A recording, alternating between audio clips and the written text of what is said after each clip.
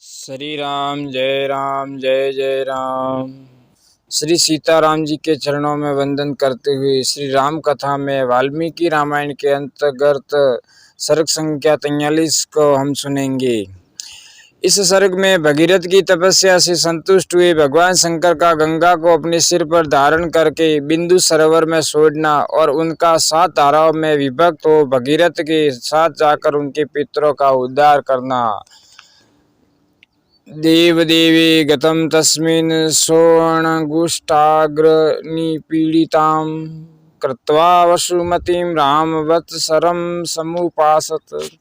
श्री राम देवादिदेव ब्रह्मा जी के चले जाने पर राजा भगीरथ पृथ्वी पर केवल अंगूठे के अग्रभाग को टिकाए हुए खड़े हो गए। 1 वर्ष तक भगवान शंकर की उपासना में लगे रहे। वर्ष पूरा होने पर सर्वलोक वंदित उमा वल्लभ भगवान पशुपति शंकर प्रकट होकर राजा से इस प्रकार कहा, नरश्रेष्ठ, मैं तुम पर बहुत प्रसन्न हूँ, तुम्हारा प्रिय कार्य अवश्य करूँगा। मैं गिरिराज कुमारी गंगा देवी को अपने मस्तक पर धारण करूँगा। श्री राम शंकर जी की स्वीकृति मिल जाने पर हिमालय की ज्येष्ठ पुत्री गंगा जी, जिनके चरणों में सारा संसार मस्तक झुकाता है, बहुत बड़ा रूप धारण करके अपने वेग को दुस्सह बनाकर आकाश से भगवान शंकर के शोभायमान मस्तक पर गिरी। उस समय परम दुधर माँ गंगा देवी ने यह सोचा था कि मैं अपने प्रखर प्रवाह के साथ शंकर जी को लिए दिए पाताल में घुस जाऊंगी।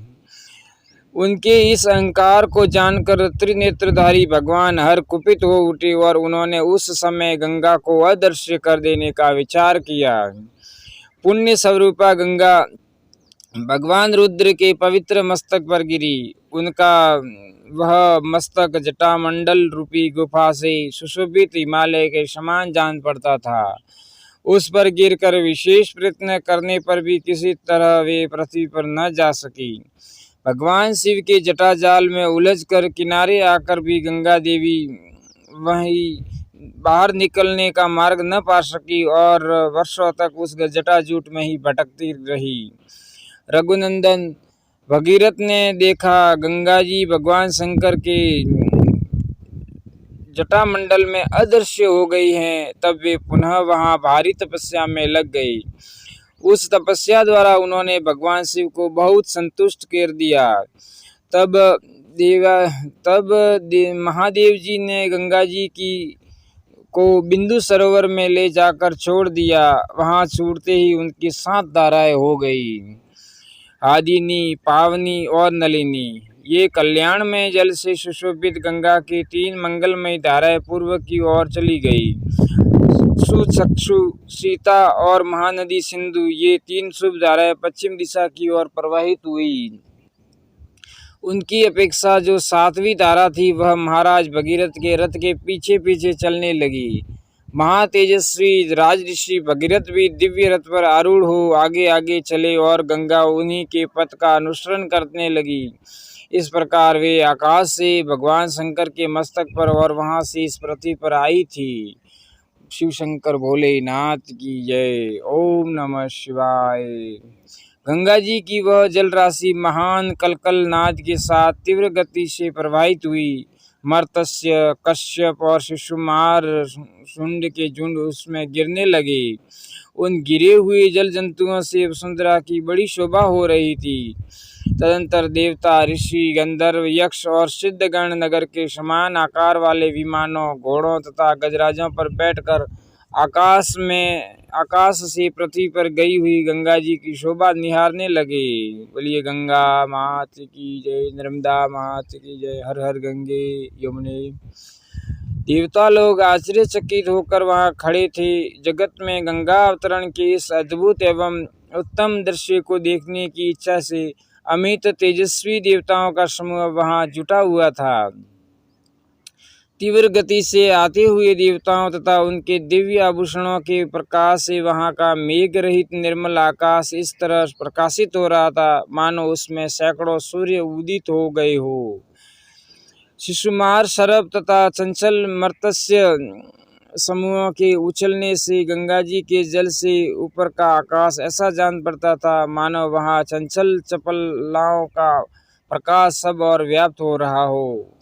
वायु आदि से सहस्त्रों टुकड़ों में बटे हुए फैन आकाश में सब और फैल रहे थे, मानो शरद ऋतु के श्वेत बादल अथवा हंस उड़ रहे हो। गंगा जी की वह धारा कहीं तेज, कहीं टेढ़ी और कहीं चौड़ी होकर बहती थी, कहीं बिल्कुल नीचे की ओर गिरती और कहीं ऊंचे की ओर उठी हुई थी। कहीं समतल भूमि पर वह धीरे धीरे बहती थी और कहीं कहीं अपने ही जल से उसके जल में बारंबार टंकारें लगती रहती थी। सीताराम। गंगा का वह जल बार बार ऊंचे मार्ग पर उड़ता और पुनः नीचे भूमि पर गिरता था।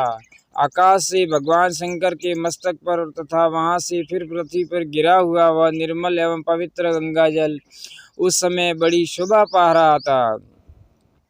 उस समय भूतल निवासी ऋषि और गंधर्व यह सोच कर कि भगवान शंकर के मस्तक से गिरा हुआ यह जल बहुत पवित्र है, उसमें आचमन करने लगे।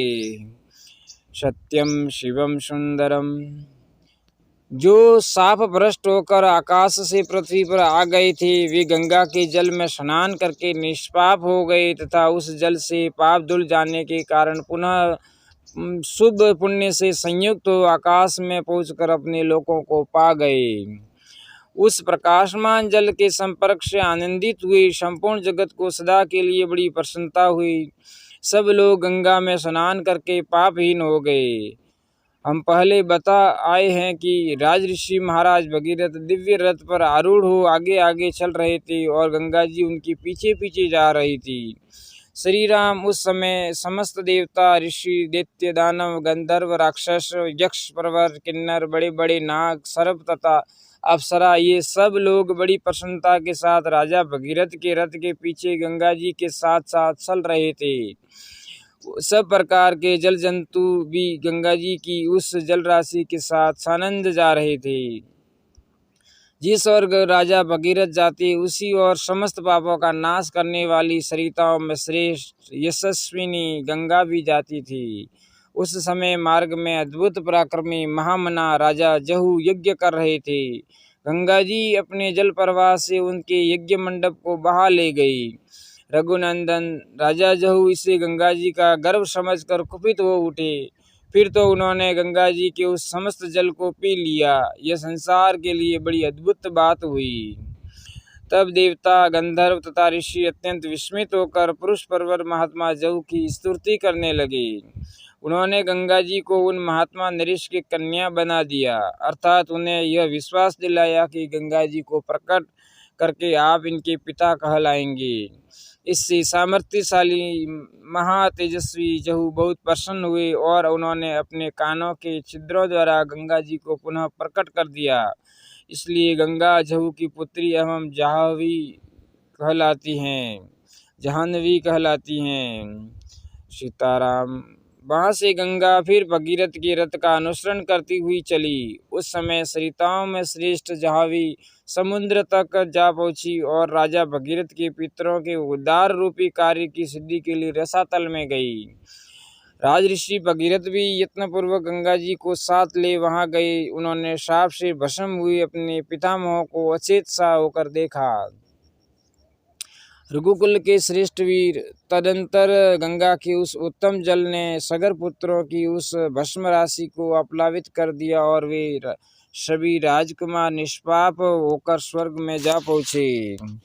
सियावर रामचंद्र की जय, पवन सुत हनुमान की जय, हर हर महादेव की जय। अगर भक्तों आपको ये वीडियो पसंद आए तो इस वीडियो को लाइक करना, इस चैनल को सब्सक्राइब करना और आगे